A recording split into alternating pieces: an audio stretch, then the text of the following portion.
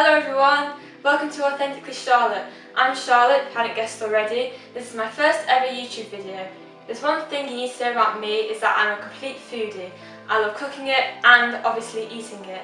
So for my first video I'm going to make my favourite vegetarian curry. This is a mango and chickpea curry. It's the best curry I've ever had, so let's get started. First thing we need to do is prepare all of the produce. Peel 3 carrots, cut in half lengthways and slice. You also need to peel 2 potatoes. As you can see, I clearly struggled with this bit. Cut in half, then cut into 3 slices and then roughly cut into chunks. Always remember to be careful with peelers and knives as they're very sharp and very dangerous. Remove the stem and de-seed your pepper and cut into large pieces. You can use any pepper, but I prefer red. It's all down to personal preference. Peel and chop 1 banana. I love putting banana in this curry as it adds a lovely bit of sweetness and helps cut through the spicy kick from the chilli. The chilli needs to be de-seeded and cut into small pieces. Put the chilli aside as it will be used for the sauce later on. And just a little tip. Do not, and I repeat, do not touch your eye when cutting the chilli, as I've stupidly learnt from this in the past.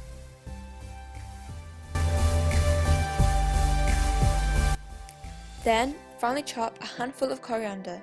Like the chilli, you need to set this aside and it will be used for the sauce. I also diced up 1 white onion, but I forgot to press record. Sorry guys. Now, let's make the sauce.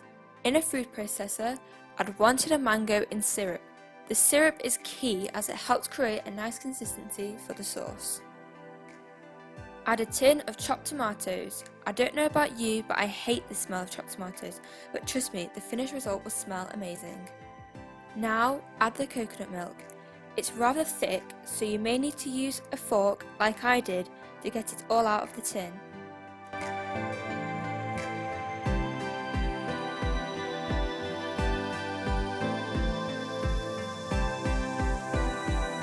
The next step is probably the easiest part of the whole curry.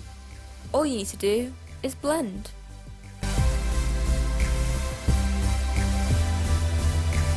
Add the chilli and coriander that we set aside earlier. Make sure that you blend long enough so that they are thoroughly combined in the sauce.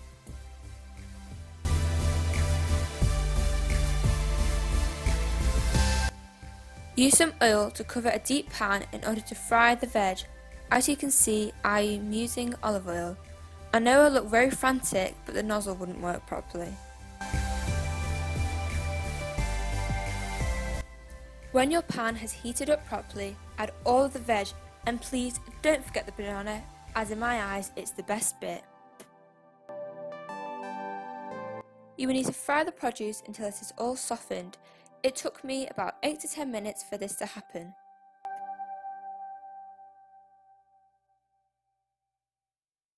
After everything has softened, add the sauce we prepared earlier. Mix so that everything is coated thoroughly. And I apologise now, as in the next part of the video my wooden spoon covers the camera. Don't forget that this is my first video.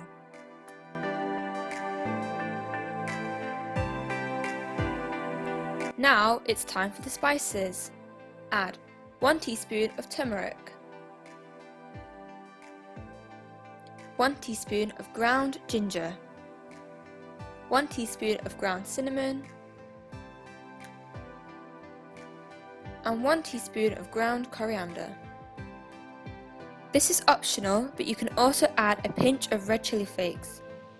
And don't forget to season with salt and pepper.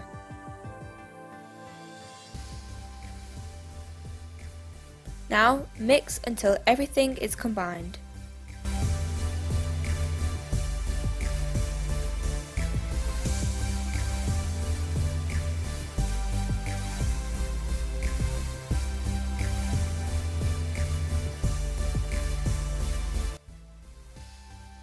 Add 1 tin or carton of chickpeas. Make sure they have been drained and rinsed. I did this bit off camera. And mix.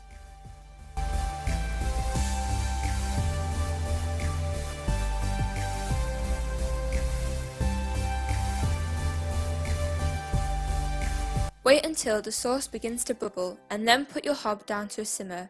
Simmer the curry for 10 to 15 minutes and don't forget to stir occasionally.